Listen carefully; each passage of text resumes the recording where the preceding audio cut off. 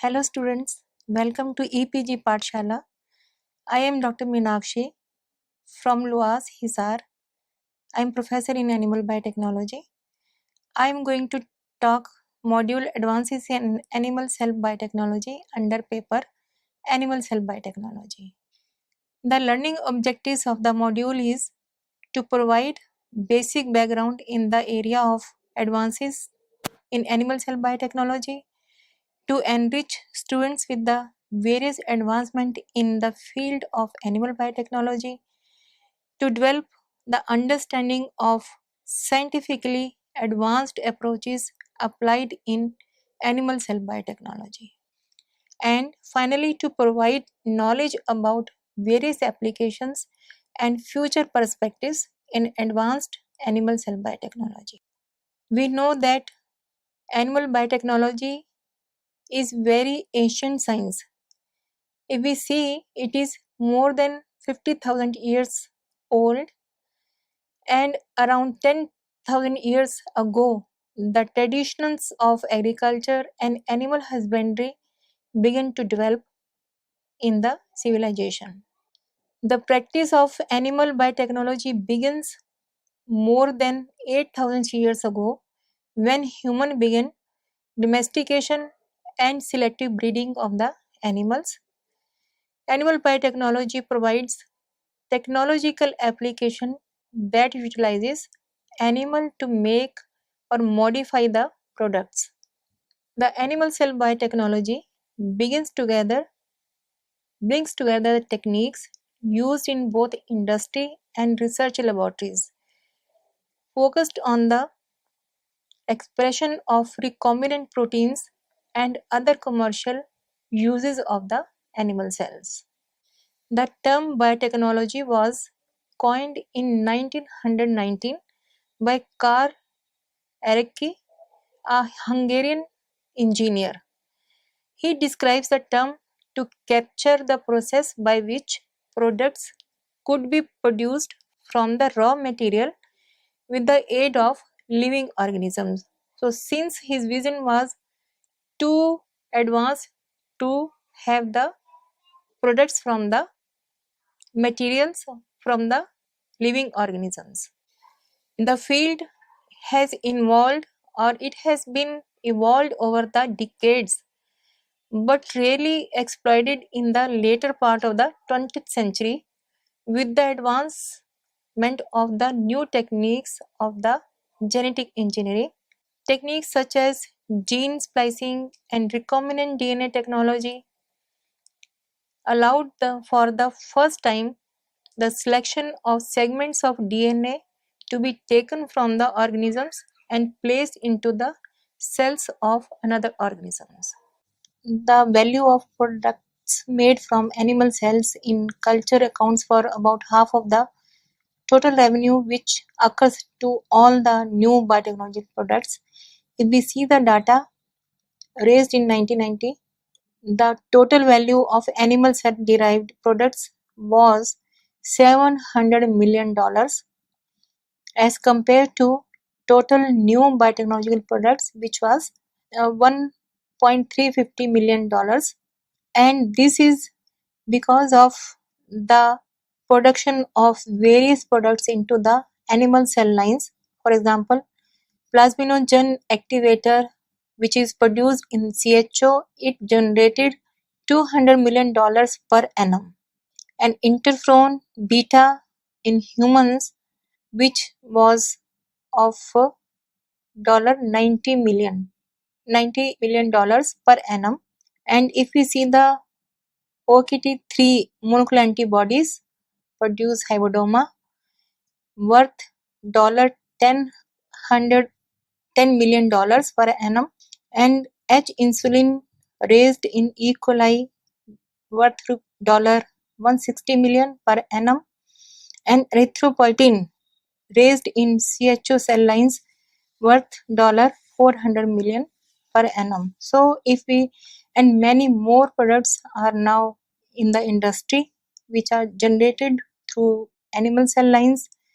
And if we see in the picture, it is showing erythropoietin raised in the CHO cell lines. So in future also, many companies, they are involved in producing new drugs or new products into the animal cell lines, commercially available for therapeutic or as a drug use. If we see that the applications of these commercialized application of animal cell products, it is the replacement of the organ, then therapies, for example liver, pancreas, skin, adrenals can be replaced using these cell line technologies. Testing of the toxicity and the activity of the materials with putative pharmaceutical applications can be checked into the cell lines instead of using the animals.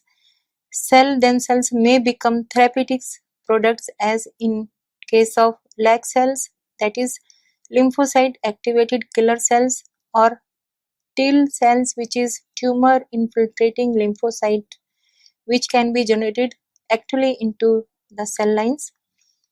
Then resurgence of the virus vaccines, which are based on the recombinant virus such as vaccinia or polio.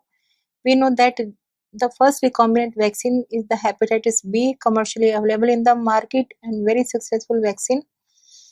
By using the animal cell biotechnology, it helps the investigation of the normal physiology and biochemistry of the cells, which can affect the substrate or the metabolic pathways inside the body, and the synthesis of valuable biological products from large scale can be done into the cell culture.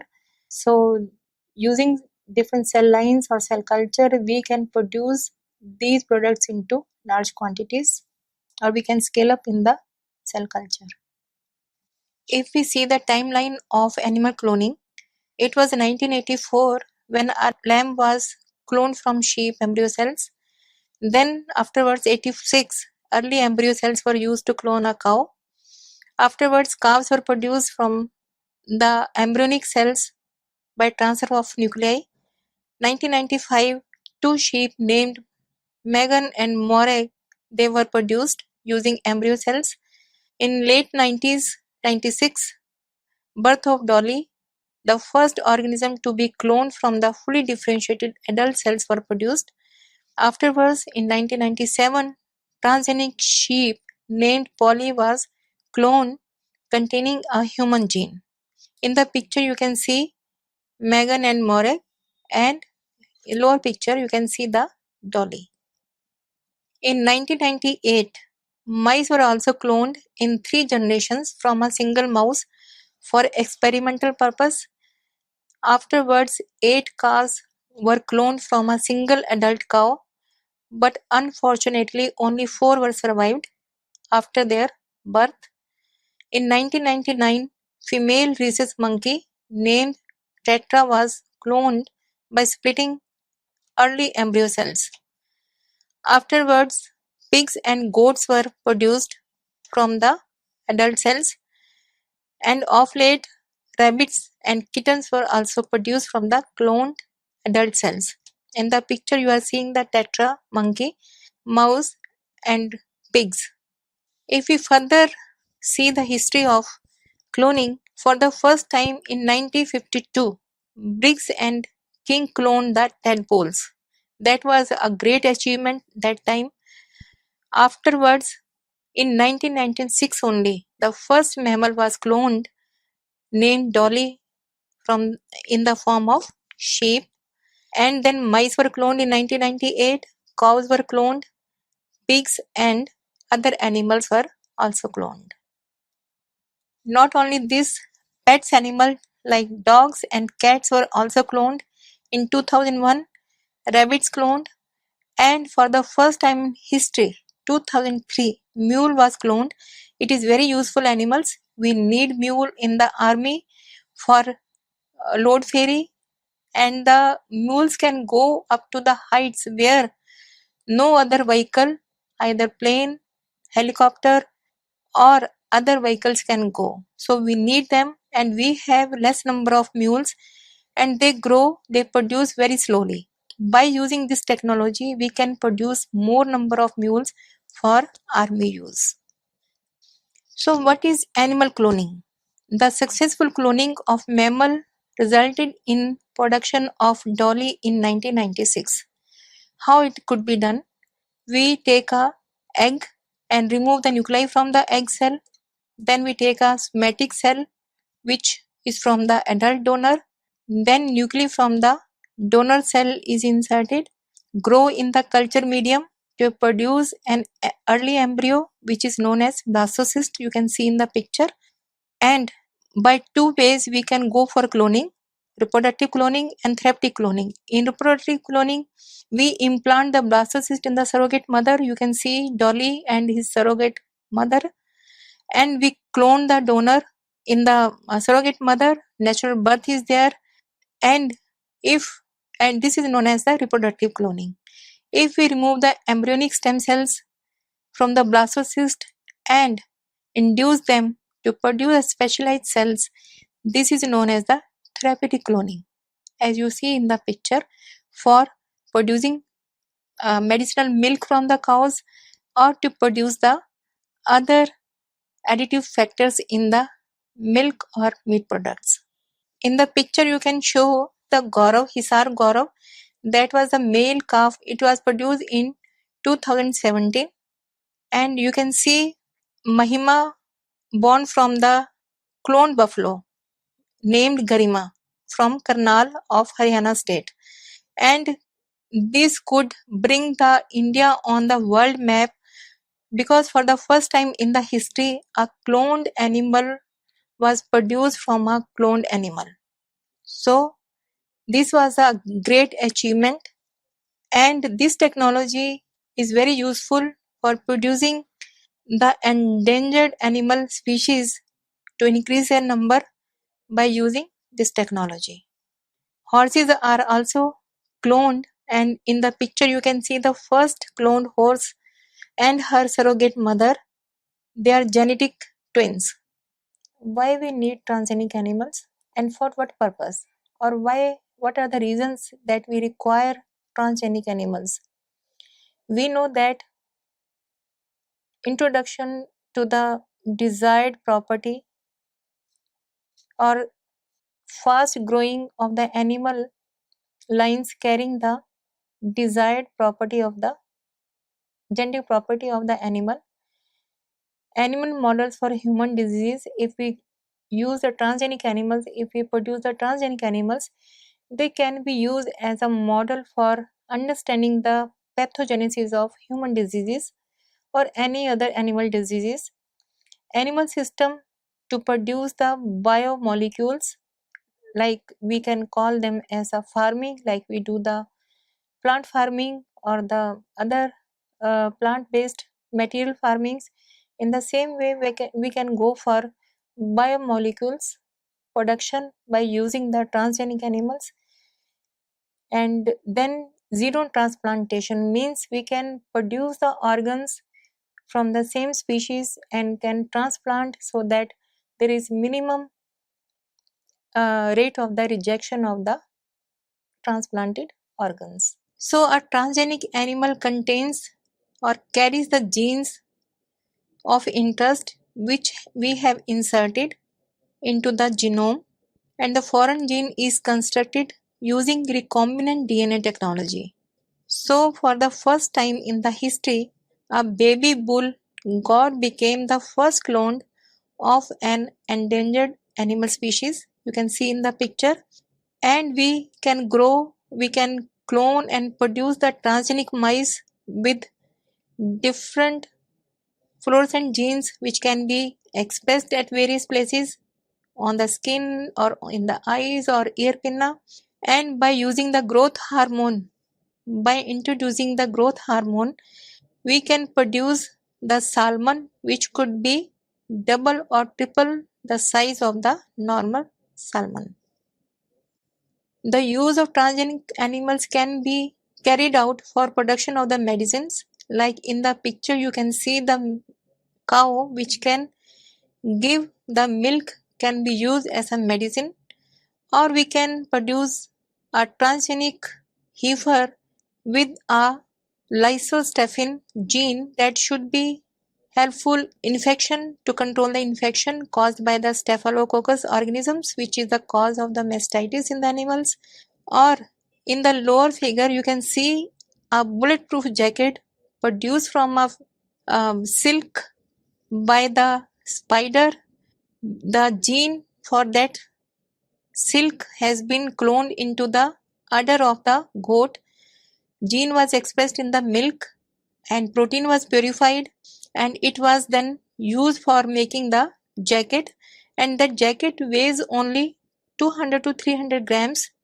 Otherwise bulletproof jackets, they are 5 or 6 kgs, and this is known as the steel fiber because this fiber, clone fiber, is stronger than the steel of the metal steel. And this jacket has been kept in the museum in the London's Victoria and Albert Museum, that was produced in 2012.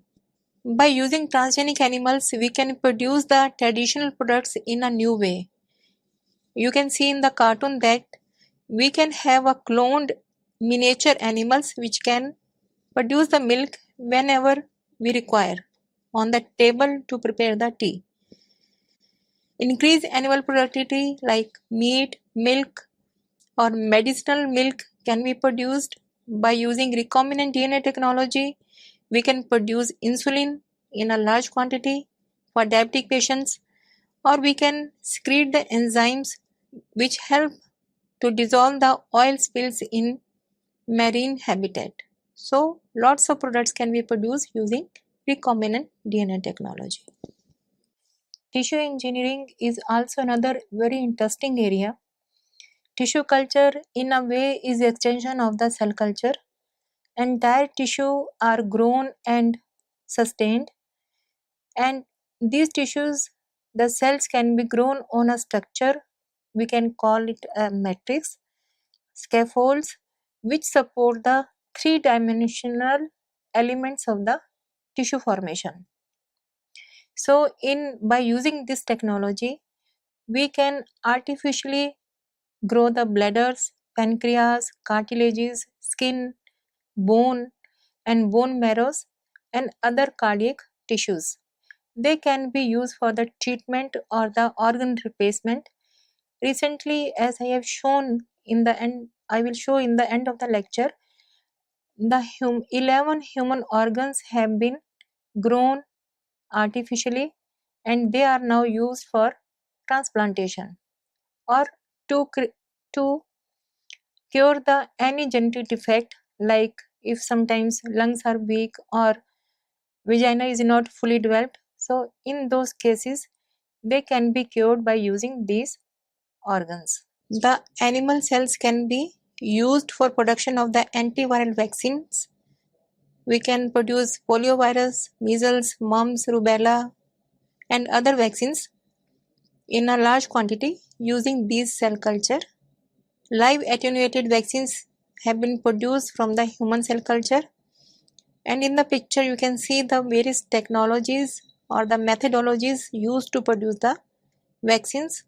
Even DNA vaccines can be produced, though right now we don't have any vaccine in the market commercially, but they are in the experimental stages and can be produced later on for common usage. By using animal cell lines or animal cells, we can produce the hybridoma, which are the clones which can produce the antibodies infinitely for a long time, and these can have therapeutic applications in various diseases. We can cure cancer by using these monoclonal antibodies, and these monoclonal antibodies are for the diagnostic, treatment of the disease, and lab techniques like flow cytometry, Western blot can be used for their identification and characterization. Recently, 3D cell culture methods have been used. 3D cell culture is artificially created environment in which biological cells are permitted to grow or interact with their surroundings in all three dimensions. This is very good for testing of the drugs or testing of any type of antibiotics. These are commercially available, and two types of cell culture methods can be used. Number one is scaffold, for example, hydrogels. Number two is scaffold free technique, which is bioprinting, and we can produce various products by using 3D bioprinting. The primary purpose of growing 3D cells is the spheroid, which can be produced in vitro to test the pharmacokinetics and pharmacodynamics effect of drugs in preclinical trials, so that there is no bad effect on the human beings or animals when we use these drugs for their treatment. In the picture you can see the growing 3D scaffold, and by using hanging drop method, chick embryo liver cells have been grown in 3 dimensions. The 3D culture has several applications, especially in treatment of cancer. Cell culture is vital for experimental cancer research. Screening of anti-cancer drugs can be carried out using 3D culture, and cellular function can be modulated purely by altering the conditions of the culture and the environment. So we can generate various organs in the laboratory. Regrowing a missing limb is no big deal to a starfish or salmon or other creatures that are well known for using regenerative superpower to replace their missing arms or tails. They are not only animals that can rebuild body parts that are destroyed or damaged. For example, deer can also resprout as much as 66 pounds, or you can say 30 kgs of antlers in only 3 months.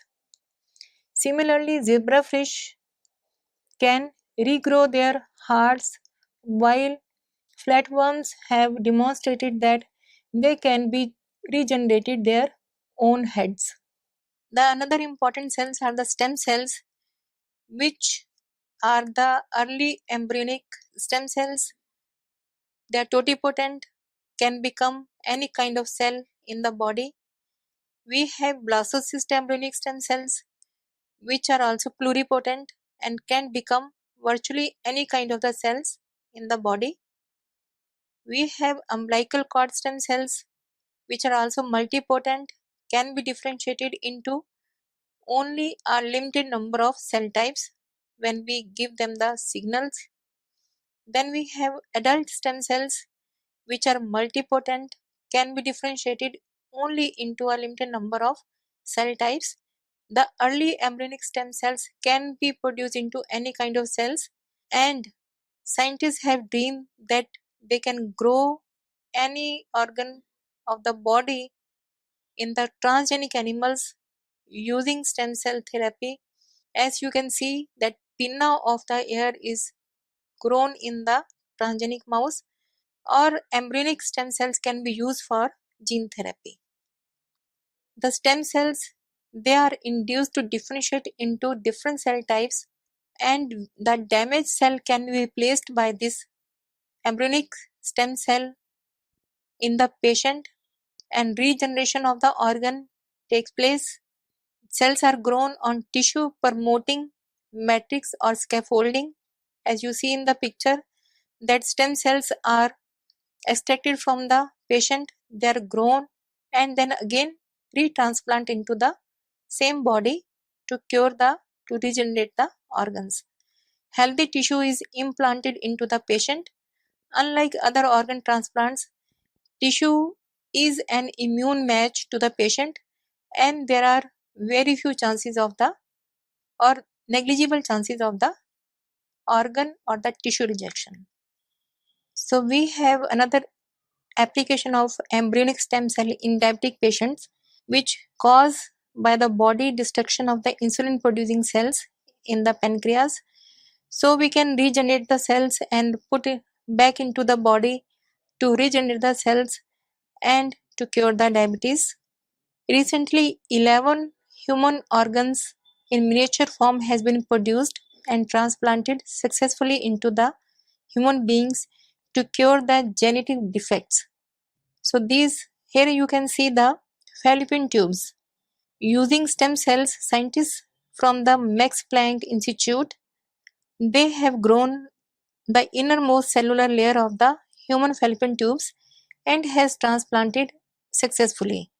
Human brain in miniature form has been produced and it can be used as a brain changer, means any damaged part of the brain can be regenerated by using this technology, and this is very useful in case of Alzheimer's and Autism syndromes. Mini heart has been produced from the stem cells and it can be transplanted in case of any defect in the heart. Mini kidneys have been produced from the differentiated stem cells and can be used as a model for drug testing, antibiotic testing, or implants into the human body. Miniature human stomachs have been produced and they are especially helpful in studying the effects of certain bacteria that cause gastric diseases, for example, bowel syndrome or GIT infections. Same way, many lungs have been produced, mimic the responses of real tissues, and they are very good model for study the changes occur during diseases and how they respond to new drugs or the antibiotics. The vagina has been produced using scaffolds and successfully transplanted into two girls which have genetic defects, and later on after 7 or 8 years they have found that this organ is functioning normally in the body. Esophagus is the very important part, has been developed from the stem cells on a scaffold, and it is successfully implanted into the rats and different functions have been tested. Scientists from the Germany and Israel successfully cultivated hepatocytes which are very difficult to grow in the medium outside the cell, outside the body. They have produced in the laboratory in 2015, and now we can have a very good model for testing various type of drugs and medicines using these liver cells. And it is sometimes we met with the accident and some part of the body is damaged, mostly ears. So ear shaped model created using 3D software and 3D printer with the cocktail of the liver cells, living ear cells, and the collagen from cows, and shape of the ear has been produced and it can be transplanted into the human beings for damaged ears. Same way, heart cells or wall for the hearts have been produced using the stem cells. Now we will discuss different benefits of animal cell technology, the different techniques. Most important is the cost saving and effectiveness of this technology to regenerate or use as a surrogate for the animal cell culture. Convenience and safe. These methods are very safe and very convenient to use. Tremendous shortening of generation intervals have been done. Maintenance of superior females being stored. We can have maintain the superior females for further reproduction. Prevention from extinction and environmental sustainability is there. Like we can, as I have shown that for the first time by using transgenic DNA technology, a bull of God has been saved from extinction and first example of the wildlife animal.